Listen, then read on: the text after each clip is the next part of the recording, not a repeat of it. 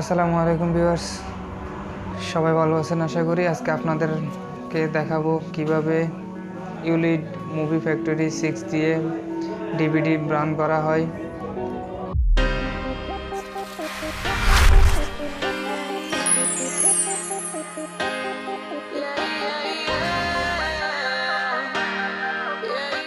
বন্ধুরা, তো অনেকে ন্যারো অনেকগুলো সফটওয়্যার দিয়ে করে থাকি, কিন্তু ইউলিড মুভি ফ্যাক্টরি 6 এই সফটওয়্যারের মাধ্যমে আপনারা খুব সুন্দরভাবে আপনাদের কাঙ্ক্ষিত ভিডিওগুলোকে আপনারা রান করে রাখতে পারেন দীর্ঘদিন।